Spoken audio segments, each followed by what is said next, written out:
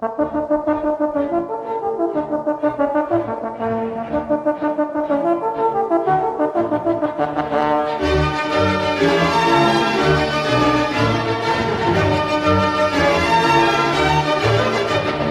everyone, this is your host Sam, back with another Shades of Jade weekly rundown. Today we're covering July 19th through July 25th, a week that featured continued U.S. military operations against Iranian targets centered on the Strait of Hormuz, the identification and dignified transfer of fallen American service members, intensified scrutiny of non-citizen voter registrations with focus on New Jersey, progress on the Save America Act through House legislation and reconciliation pathways, fraud enforcement actions, and a range of other domestic and international developments. Let's dive in. We begin on the front lines of the Middle East. The cycle of strikes between the U.S. and Iran reached a fever pitch this week following the collapse of the June ceasefire, and by July 23rd, the U.S. military had completed its 13th consecutive night of precision strikes. CENTCOM has been methodically targeting Iranian command centers, air defense sites, missile and drone launch facilities, and maritime capabilities to degrade the regime's ability to threaten shipping in the Strait of Hormuz. President Trump has been clear. These actions are a direct punishment for the Iranian strikes that killed American personnel, and the regime was hit very hard in honor of our fallen heroes. The president has also issued a stark warning regarding Pickaxe Mountain, a deeply buried underground facility where intelligence suggests Iran has moved advanced uranium enrichment centrifuges. Trump indicated the U.S. would strike this site very heavily to prevent a nuclear breakthrough. Perhaps the most significant strategic shift is the $60 billion pipeline deal Iraq just signed with U.S. energy giants like Chevron and ExxonMobil. This new infrastructure is designed to bypass the Strait of Hormuz, effectively stripping Iran of its primary geopolitical leverage. As the steel wall blockade continues, Iran has declared this a full-scale war, but Trump noted they have already lost significant Navy and Air Force capabilities. The weight of this conflict was felt most heavily at Dover Air Force Base on July 22nd. President Trump, joined by War Secretary Pete Hegseth, attended the dignified transfer of 4 American patriots killed in the line of duty. First Lieutenant Tyler Feehan, 25, of Iwa Beach, Hawaii, Private Isabella Gonzalez, 19, of Carrollton, Texas, Sergeant Michael Swinton, 30, of Fayetteville, North Carolina, and Sergeant Angel Rampersad, 28, of Queens, New York. The president has described this as the toughest thing he does, stating there are no games when he meets families who have lost their children. In a touching moment, the president later flew the family of First Lieutenant Feehan back to their home state of Georgia on his own aircraft.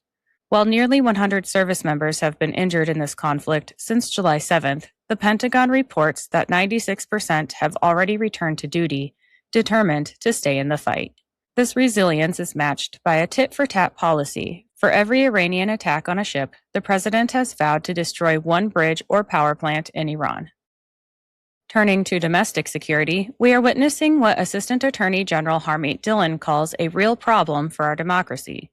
In New Jersey, a massive scandal erupted when Governor Mikey Sherrill admitted the state had registered thousands of non-citizens to vote.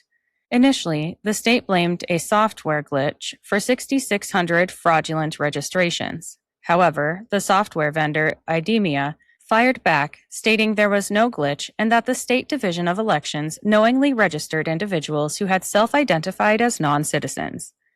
The Department of Homeland Security has since released a staggering new figure. 35,152 non-citizens are registered to vote in New Jersey. The Department of Justice and Assistant Attorney General Harmeet Dillon have launched a full federal investigation into the state, and state Republicans sought a special investigative committee with subpoena power to force Governor Mikey Sherrill and the Division of Elections to turn over all files on thousands of non-citizens registered to vote. Similar purges are happening elsewhere, as Alaska recently removed thousands of non-citizens, and Scott Pressler in Pennsylvania obtained a list of 65 pages of non-citizen names on a local jury list. This has made the Save America Act the administration's top legislative priority, and Senator Darlene Graham, interim holder of her late brother's South Carolina seat, made the Save America Act her first co-sponsored legislation. The House has already passed the act by attaching it to the National Defense Authorization Act, and Speaker Johnson and Senator Mike Lee are now exploring budget reconciliation, which would allow the act to pass with just 50 votes and Vice President Vance acting as the tiebreaker. President Trump is reportedly losing patience with Senate leadership, demanding the act be signed before the August recess to secure the 2026 midterms. The effort to drain the swamp has moved into a high-intensity phase of financial accountability. Treasury Secretary Scott Bessent revealed that a new executive order allowing the Treasury to use do-not-pay systems has already saved $100 million in payments that would have gone to deceased people, and the GAO estimates that total government fraud could be as high as $500 billion. In Minnesota, the $250 million Feeding Our Future scandal has taken a political turn. Investigators have linked Representative Ilhan Omar's sister to the fraud, alleging her company was incorporated at the same address as a major convict in the case. Consequently, HHS Secretary RFK Jr. has frozen $1 billion in Medicaid funding to California and Minnesota due to rampant suspected fraud. The FBI is also seeing massive success in its Most Wanted Fraudster initiative. In just 5 weeks, they have extradited 3 top fugitives from the Philippines, Somalia, and Jamaica, including one man who is accused of a $547 million Medicare scheme. Finally, HUD Secretary Scott Turner has defunded the Los Angeles Homeless Services Authority after an audit found taxpayer money intended for the homeless was spent on Range Rovers, private jets, and a $500,000 vacation home in Greece. On the security front, the Joint Terrorism Task Force is investigating an anti-government attack at the Federal Plaza in New York City. A leftist activist was arrested after deploying an incendiary device and was found with axes, machetes, and a manifesto with the message, "ICE off our streets." Secretary Marco Rubio has warned that these groups are inextricably linked to the communist regime in Cuba, which he claims has spent generations cultivating far-left activists to undermine America. This comes as the administration intensifies its border operations. June was an all-time record deportation month, with over 356,000 removals this fiscal year. The president is also moving to replace illegal alien truck drivers with American veterans, granting automatic commercial licenses to those who drove heavy trucks in the military. Representatives Andy Ogle and Brandon Gill are pushing to pass legislation that abolishes birth tourism and destroys birthright citizenship for illegal aliens, and Texas Governor Greg Abbott signed an executive order to crack down on rampant birthright citizenship exploits and scams. A group of nearly 50 House Republicans are pushing legislation that grants de facto amnesty to illegal alien farm workers, and the Fifth Circuit Court of Appeals ruled that illegal aliens lack the constitutional right to be let loose into American communities while pending deportation. On trade, the administration announced a 50% tariff on a significant range of Canadian goods, citing reciprocal concerns over dairy, alcohol, and other barriers. Trump referenced earlier discussions with Prime Minister Mark Carney about wildfire smoke impacts, and Canada responded critically. Canada was reported to have disinvited the United States from the Gordie Howe Bridge opening after terms were renegotiated to provide the U.S. a 50% profit share.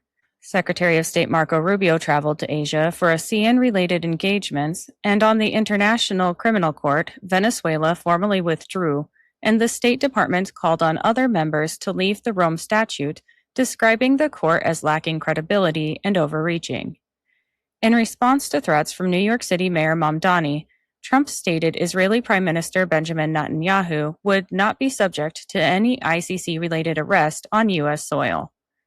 Other international items included a White House meeting with Lebanon's president, discussion of potential Abraham Accords participation, and authorization for U.S. airlines to fly directly to Lebanon. A civil nuclear cooperation framework with Saudi Arabia advanced, conditioned on Abraham Accords participation and limited to non-enrichment civilian use, and Trump announced the opening of multiple groundbreaking modern civilian nuclear reactors in the United States. Now it's time for the noteworthy tidbits, which are brought to you today by Zevo Life. Let me tell you about them quick. Looking for a game-changing way to improve your health? Zevo Life is the world's most nutrient-dense whole plant, packed with over 50% plant protein, essential amino acids, fiber, and antioxidants. Harnessing the best nature has to offer, Zevo Life nourishes your body while driving your performance, vitality, and overall well-being. Each serving is a concentrated source of clean, well-balanced nutrition designed to support modern lifestyles, and just 1 teaspoon a day supports your gut, boosts energy, and promotes healthier skin and hair. It's no wonder it's receiving 5-star reviews. Step into a healthier future with a 30% discount and a 30-day risk-free guarantee by visiting zivo.life and using my promo code. To support my show and to receive 30% off your entire order, enter in my promo code JADE, that's JADE, at checkout. All right, let's get back to the tidbits. The Maine Democrat Party selected Troy Jackson, the man accused of mortgage fraud and who threw a bottle at a woman, for U.S. Senate in 2026. This was a coronation process as the delegates chose the candidate, not the voters. Several people sounded the alarm that congressional Democrats are devising another government shutdown, and the House has passed a funding bill in an effort to block that shutdown. President Trump awarded medals to Spain after their FIFA World Cup victory. Boston police are still investigating after finding a dead body in Representative Ayanna Pressley's husband's property. Vice President Vance and Second Lady Usha announced the birth of their baby boy, Alec. President Trump revealed the National Academy of Sciences was caught publishing fraudulent manuals on climate change and the Green New Deal. HUD Secretary Scott Turner defunded the U.S. Virgin Islands Housing Finance Authority because they prioritized kickbacks over helping families recover from disasters. It was discovered that the U.S. Strategic Petroleum Reserve was destroyed by the Biden administration, with one site left inoperable, forcing the Trump administration to foot the bill for repairs. Assistant Attorney General Harmeet Dillon found $630 million from China to Harvard earmarked for Chinese students that are not citizens, which is illegal. Director of National Intelligence nominee Jay Clayton advanced through the Senate Intelligence Committee, and the Senate confirmed judicial nominee Kara Westerkamp to the U.S. Court of International Trade. Senator John Cornyn said he is blocking nominees Kari Lake and Doug Mastriano until Trump resumes certain USAID funding to Africa. Speaking of USAID, the White House confirmed that Guatemalan sex changes and DEI programs in Serbia were being funded by USAID, so those programs are now terminated. President Trump announced 2 years of 0% tariffs on generic drugs coming into America as part of an effort to lower prices and reshore pharmaceutical manufacturing to America. In 2 years, companies who refuse to bring manufacturing to America will receive 100% and 200% tariffs. Trump also placed 10 to 12.5% tariffs across 60 countries due to their use of forced labor. A D.C. U.S. appeals court blocked Joe Biden's emergency suit to prevent the release of the 5-hour special counsel Robert Hur tapes, which are expected to prove Biden was not fit for office. It was discovered that the Biden administration blocked CBP officials from questioning a key COVID-19 researcher who facilitated gain-of-function research in Wuhan, China. USDA Secretary Brooke Rollins revealed the largest pork company in America is owned by the Chinese, and 2 of the 4 meat companies that represent almost 85% of all meat packing are foreign-owned. President Trump agreed to ethics restrictions to pass the landmark Pro-Crypto Clarity Act. Representative Corey Mills is under criminal investigation by the Department of Justice, reportedly involving finances and his overseas business dealings. The U.S. House passed amendments to the NDAA that blocks transgender medical procedures under the military's TRICARE. Venezuelan dictator Nicolas Maduro is demanding immunity from American prosecution, claiming he is a head of state. He faces felony charges and life in prison. The U.S. Senate confirmed judicial nominees Benjamin Flowers of Ohio to be U.S. Circuit Judge for the 6th Circuit and Daniel Traynor of North Dakota to the 8th Circuit. The U.S. House passed a bill banning members of Congress and their spouses from trading individual stocks. President Trump will be making a rare trip to Camp David next Friday for the 13th cabinet meeting. Vance Bolter, who murdered Minnesota House Speaker Melissa Hortman, her husband, and her dog, and who injured Minnesota State Senator John Hoffman and his wife, was sentenced to 2 terms of life in prison. Bolter, who was reappointed to the Governor's Workforce Development Board by Tim Walz, claims Walz asked him to commit these crimes. For more information on this, check out our Political Retrograde episode covering the case.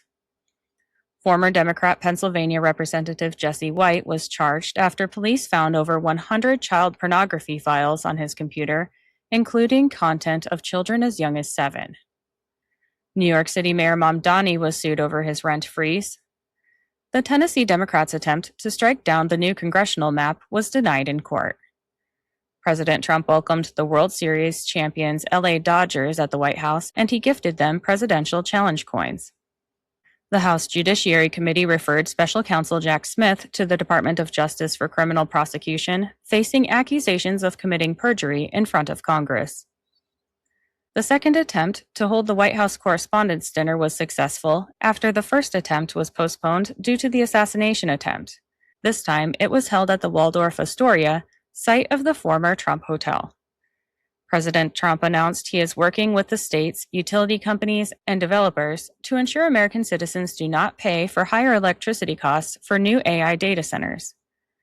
Barack Obama is facing outrage after his presidential library construction forced a subcontractor to shut down during a $4 million fight for funds the firm is owed. 3 more subcontractors filed legal claims because they have not been paid, including Black-owned firms, and a $1.7 million lien has been filed against the building. A Secret Service agent was placed under investigation for allegedly leaking details about Vice President Vance's security detail. President Trump's approval rating raised 3 points to the highest in 4 months, now at 46%, according to RMG Research. American landowner envoy John Rich saved 76-year-old Tennessee man Wilson Kirby from having his farm stolen by the IRS. The IRS wrongly claimed Kirby owed interest on a mistaken $20,000 refund, but now the IRS has backed down and issued Kirby a refund instead. President Trump launched a 301 investigation after the European Union was exposed for fining American tech companies billions of dollars, and Trump said new tariffs may be on the way next. Minnesota Governor Tim Walz is backing a program that will put dolls with swappable private parts in Minnesota schools for children as young as 4. The swappable parts are included to let small children realize different options are available for them. Just a reminder, this is the same governor who pardoned a child rapist. That wraps up our recap of July 19th through July 25th. Which development stood out the most to you? Drop your thoughts in the comments or on X at Shades of Jade Pod. If these updates are hitting the spot, leave a review and share the show with a friend. Also, hello to my audience in Japan. Thank you for listening and have a great day.